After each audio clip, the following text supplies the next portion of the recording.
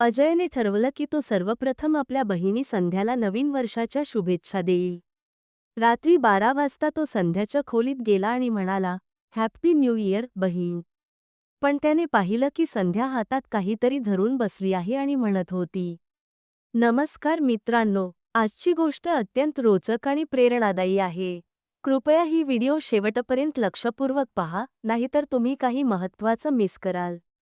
Video सुरू करण्याआधी एक छोटीशी विनंती आहे, जर तुम्ही अजूनपर्यंत व्हिडिओला लाईक केलेलं नसेल, तर कृपया लाईक करा आणि चॅनलला सबस्क्राईब करणं विसरू नका. त्यामुळे मला प्रोत्साहन मिळेल आणि तुम्हाला माझे नवीन व्हिडिओ पाहायला मिळत राहतील. तर चला, वेळ न दवडता गोष्ट सुरू करूया. ही गोष्ट मध्य प्रदेशमधील एका छोट्या सूरजपुरा नावाच्या गावातील आहे. तिथे रामेश्वर नावाचा माणूस आपल्या पत्नी आणि 2 मुलांसोबत राहत होता. रामेश्वरचे वय 40 ते 45 वर्षांदरम्यान होता आणि तो खूप गरीब होता. त्याच्याकडे थोडीशी जमीन होती, जिथे तो शेती करून पिकं उगवायचा आणि बाजारात विकायचा. जेव्हा शेतीचं काम नसायचं, तेव्हा तो मजुरी करून आपल्या कुटुंबाचा उदरनिर्वाह करत असे. रामेश्वरची पत्नी सुमित्रा नेहमी आजारी असायची आणि घरातच होऊन राहायची. त्यांना 2 मुलं होती, मुलगा अजय आणि मुलगी संध्या. अजय 11वीत शिकत होता आणि शिक्षणाबद्दल खूप मेहनती होता. तर संध्या इंटरमिजिएटचं शिक्षण पूर्ण झालं होतं आणि ती घरी राहून घरकामात मदत करत असे. रामेश्वरची सगळ्यात मोठी चिंता होती आपल्या मुलांच्या लग्नाची. गरिबीमुळे तो त्यांच्या लग्नासाठी पुरेसा पैसा जमा करू शकत नव्हता. अजय आणि संध्या दोघेही आपल्या वडिलांच्या अडचणी समजून घेत होते. संध्या घरातील सगळी कामं सांभाळायची आणि कधीही तक्रार करायची नाही. गावात रामेश्वरच्या शेजारी संध्याची चुलत भावजय नीलम राहत होती. नीलमचा पती दिल्लीमध्ये काम करत होता आणि वर्षातून क्वचितच गावाला येत असे. नीलम नेहमीच एकटी असायची आणि संध्याला जवळ बोलावून तासनतास गप्पा मारायची. नीलम म्हणायची, संध्या, जेव्हा वेळ मिळेल तेव्हा माझ्याकडे येत जा. तुझ्याशी बोलून माझं मन रमेल. संध्यालाही भावजयाकडे जाणं आवडायचं. नीलम कधी कधी तिच्याशी मजेदार आणि रोमॅन्टिक गप्पा मारायची, ज्यामुळे संध्या हसून घेत असे. तिथेच अजय त्याच्या शिक्षणावर आणि भविष्याच्या योजना आखण्यात लक्ष केंद्रित करत होता. एका दिवसाची गोष्ट आहे. नवीन वर्षाच्या पूर्वसंध्येला अजयने ठरवलं की तो सर्वप्रथम आपल्या बहिणीला नवीन वर्षाच्या शुभेच्छा देईल.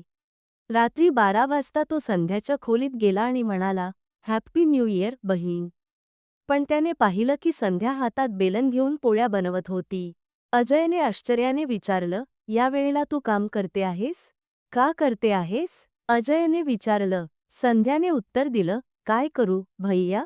बाबांची परिस्थिती तुला माहीतच आहे. पैशांची कमी असल्याने माझं लग्न होऊ शकत नाही. त्यामुळे मला घरकाम सांभाळावं लागतं. अजयने संध्याची अडचण समजून घेतली आणि म्हणाला, तुला कोणत्या कामात मदतीची गरज असेल तर मला सांग. संध्याने हसत हसत म्हटलं, भैया, जर तू पीठ मळून दिलंस तर माझी खूप मदत होईल. अजयने संध्याची मदत केली आणि पीठ मळायला सुरुवात केली. संध्या मजेत म्हणाली, भैया, तू तर खूप छान पीठ मळतोस. हे कुठे शिकलंस? अजयने हसत उत्तर दिलं, मी काही शिकलो नाही, फक्त तुझी मदत करण्याचा प्रयत्न करतोय. हळूहळू हे रोजचं नियम झालं. अजय आणि संध्या एकत्र काम करत आणि एकमेकांचा आधार बनले. काही काळानंतर रामेश्वरने कसंबसं पैसे जमवले आणि 2 मुलांचं लग्न केलं. शेवटी संपूर्ण कुटुंब आनंदाने जीवन जगू लागलं. लग्नानंतर रामेश्वरच्या कुटुंबात मोठा बदल झाला. अजय आणि संध्या त्यांच्या त्यांच्या आयुष्यात व्यस्त झाले. अजयने आपलं शिक्षण पूर्ण करून एक चांगली नोकरी मिळवली, ज्यामुळे कुटुंबाची आर्थिक परिस्थिती सुधारली. संध्याचं लग्न जवळच्या गावातील रोहितसोबत झालं, जो शेतीसोबतच आपल्या कुटुंबाचा व्यवसाय सांभाळत होता. शेतीसोबतच रोहित त्याच्या कुटुंबाचा व्यवसायही सांभाळत होता. लग्नानंतर संध्याने आपल्या सासरची जबाबदारीही अगदी तसंच उचलली, जसं ती आपल्या माहेरात करत होती. ती आपल्या पतीसोबत मिळून कुटुंबाच्या जबाबदाऱ्या पार पाडू लागली. सासरच्या सगळ्यांसोबत तिचं नातं खूप गोड होतं. अजयने शिक्षण पूर्ण केल्यानंतर शहरातील एका चांगल्या कंपनीत नोकरी मिळवली. नोकरी करत असतानाही त्याने आपल्या कुटुंबाचं भान ठेवायला विसरलं नाही. आपल्या कमाईतून त्याने आई-वडिलांच्या उपचारांसाठी आणि इतर गरजांसाठी खर्च केला. तो नेहमीच आपल्या बहिणी संध्यासाठी मदतीचा हात पुढे करायचा. रामेश्वर आणि सुमित्रा आता आनंदी होते कारण त्यांच्या मुलांचं जीवन योग्य मार्गावर होतं. जरी गरिबीने त्यांना अनेक अडचणीत टाकलं होतं, तरी त्यांच्या मुलांच्या प्रयत्नांनी सगळं बदलून टाकलं. सुमित्राची तब्येतही आता सुधारली होती कारण अजयने एका चांगल्या डॉक्टरकडून तिचा संपूर्ण उपचार करवला होता. नीलम, जी आधी गावात एकटी राहत होती, ती आता दिल्लीला आपल्या पतीसोबत राहू लागली होती. नीलमनेही संध्याला अनेकदा मदत केली होती आणि त्यांचं नातं आजही तितकंच घट्ट होतं. जेव्हा संध्या माहेरी यायची तेव्हा ती नीलमला नक्की भेटायला जायची. रामेश्वरच्या संघर्षाने आणि त्याच्या मुलांच्या मेहनतीने गावातील लोकांना खूप प्रेरणा दिली. सगळ्यांनी समजलं की गरिबी आणि अडचणींवर मेहनत आणि सकारात्मक विचारांनी मात करता येते. शेवटी रामेश्वरचं कुटुंब आपल्या साध्या जीवनातही आनंदी होतं. त्यांच्या नात्यांची मजबूती आणि संघर्षाची कहाणी गावातील प्रत्येकासाठी एक प्रेरणा बनली. काही वर्षांनंतर अजयने शहरात एक छोटंसं घर घेतलं आणि आपल्या आई-वडिलांना तिथे बोलावून घेतलं. रामेश्वर आणि सुमित्रा आता गावातील कठीण परिस्थितीतून मुक्त होऊन आरामदायी जीवन जगू लागले. इकडे संध्याने तिचा पती रोहित सोबत मिळून शेतीसोबतच पशुपालनाचा व्यवसाय सुरू केला. तिने आपल्या सासरच्या महिलांना स्वावलंबी बनवण्यासाठी एक छोटंसं शिवणकेंद्र उघडलं. गावातील अनेक महिला या केंद्रात काम शिकून आपल्या कुटुंबाला मदत करू लागल्या. अजयने शहरात राहत असताना एक सामाजिक संस्था सुरू केली, जी गरीब कुटुंबांतील मुलांना मोफत शिक्षण आणि जीवन कौशल्ये शिकवण्याचं काम करत होती.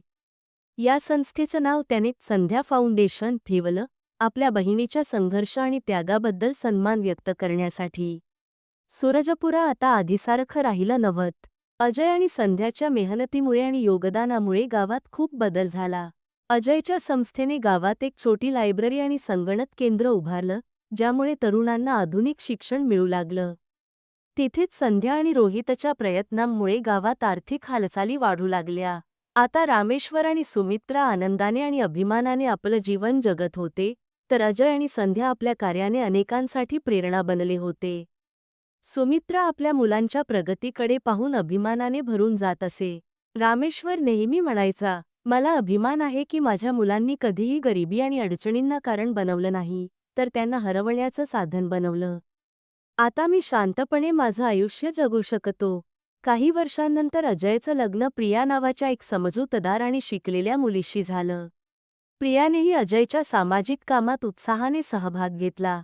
इकडे संध्या आणि रोहितचं कुटुंबही खूप आनंदी होतं आणि त्यांचा मुलगा आता शाळेत जाऊ लागला होता. एका दिवसाची गोष्ट आहे, जेव्हा पूर्ण कुटुंबाने सूरजपुरा गावात एक मोठा कार्यक्रम आयोजित केला. त्या कार्यक्रमात अजय आणि संध्याच्या यशाचं जल्लोष करण्यात आलं. रामेश्वरने त्या दिवशी गावकऱ्यांना संबोधित करताना सांगितलं, "संघर्षांनी भरलेलं जीवनच खरी ताकद देतं. मेहनत आणि कुटुंबाचा पाठिंबा माणसाला कधीही हरू देत नाही." याच प्रकारे रामेश्वरचं कुटुंब एक आदर्श बनलं, ज्याने दाखवलं की कठीण परिस्थितीत एकजूट राहून कसा यशस्वी होता येतं. त्यांच्या जीवनकथेने प्रत्येकाच्या मनात प्रेरणा निर्माण केली. काही वर्षांनंतर सूरजपुराचा चेहरामोहरा पूर्णपणे बदलला. अजय आणि संध्याच्या मेहनतीमुळे गावाची परिस्थिती इतकी सुधारली होती की आसपासच्या गावातील लोकही त्यांच्याकडे सल्ला घेण्यासाठी येऊ लागले. अजयच्या संध्या फाउंडेशन ने आता केवळ सूरजपुरातीलच नाही, तर आसपासच्या गावातीलही लोकांसाठी मदतकार्य सुरू केलं. सूरजपुरासह जवळच्या इतर गावांमध्येही काम सुरू झालं. संध्या फाउंडेशनच्या माध्यमातून अजयने एक शिष्यवृत्ती कार्यक्रम सुरू केला, ज्यामुळे गरीब मुलांना शिक्षणासाठी आर्थिक मदत मिळू लागली. या कार्यक्रमाचा फायदा घेत अनेक मुलांनी मोठ्या शहरांमध्ये शिक्षण घेतलं आणि नोकरी मिळवून आपल्या कुटुंबांना गरिबीमधून बाहेर काढलं. एक प्रभावी महिला बनली होती. तिच्या शिवणकेंद्राने महिलांना आत्मनिर्भर बनवण्यात महत्त्वाची भूमिका बजावली. तिने महिलांसाठी छोटे बचत गट तयार केले, ज्यामुळे त्या आपल्या छोट्या-मोठ्या गरजा स्वतः पूर्ण करू लागल्या. तिच्या या उपक्रमाला सरकारी योजनांचाही पाठिंबा मिळाला, ज्यामुळे गावातील महिलांना अधिक सक्षम होण्याची संधी मिळाली. गावातील लोकांनी रामेश्वर आणि सुमित्राला त्यांच्या संघर्षांकरिता आणि मुलांच्या उत्कृष्ट संगोपनासाठी सार्वजनिकरित्या सन्मानित केलं. एका दिवशी गावाच्या प्रमुखांनी सांगितलं, "रामेश्वरचं कुटुंब आपल्याला शिकवतं की जर कुटुंब एकत्र राहिलं आणि एकमेकांना मदत केली, तर कोणतीही अडचण मोठी वाटत नाही." एका खास प्रसंगी अजय आणि संध्याने संपूर्ण कुटुंब आणि गावकऱ्यांना त्यांच्या नवीन प्रकल्पाची घोषणा करण्यासाठी आमंत्रित केलं. अजयने सांगितलं की तो गावात एक मोठं शाळा आणि हॉस्पिटल उभारण्याची योजना आखत आहे. यावर संध्या म्हणाली, भैया, हा स्वप्न फक्त तुमचंच नाही, तर माझंही आहे. मी यामध्ये शक्य तितकी मदत करीन. काहीच वर्षांत सूरजपुरामध्ये शाळा आणि रुग्णालय उभारलं गेलं. शाळेत केवळ सूरजपुराच्याच नव्हे, तर आजूबाजूच्या गावांतील मुलेही शिक्षण घेऊ लागली. रुग्णालयाने गरिबांना मोफत उपचाराची सुविधा दिली, ज्यामुळे गावातील आरोग्याची पातळी खूप सुधारली. अजय आणि त्याची पत्नी प्रियाने एका मुलीला दत्तक घेतलं आणि तिचं नाव संध्या ठेवलं. त्यांनी तिला खूप प्रेमाने वाढवलं. प्रिया ही संध्या फाउंडेशनच्या कामात अजयला मदत करत होती आणि गावातील महिलांना सक्षम बनवण्यासाठी झटत होती. संध्या आणि रोहितने आपला व्यवसाय इतका वाढवला की आता त्यांच्या गावातील लोकांना रोजगारासाठी बाहेर जावं लागत नव्हतं. त्यांनी आपल्या मुलाला शिक्षणासोबत सामाजिक जबाबदाऱ्या समजावून सांगायला सुरुवात केली. एका दिवशी गावातील सर्वात मोठ्या उत्सवात अजय आणि संध्याने सर्व गावकऱ्यांना संबोधित करताना सांगितलं, आम्ही अनेक अडचणींना तोंड दिलं, पण कधीही हार मानली नाही. आज सूरजपुरामध्ये जो बदल दिसतो आहे, तो केवळ आमच्यामुळे नाही, तर तुम्हा सर्वांच्या योगदानामुळे शक्य झाला आहे. त्यांच्या या वक्तव्याला गावकऱ्यांनी टाळ्यांच्या कडकडाटाने साथ दिली. सूरजपुरा आता फक्त एक गाव राहिलं नव्हतं, तर संघर्ष, मेहनत आणि एकतेच्या जोरावर आयुष्यात कसे चमत्कार घडवता येतात, याचं एक उत्तम उदाहरण बनलं होतं.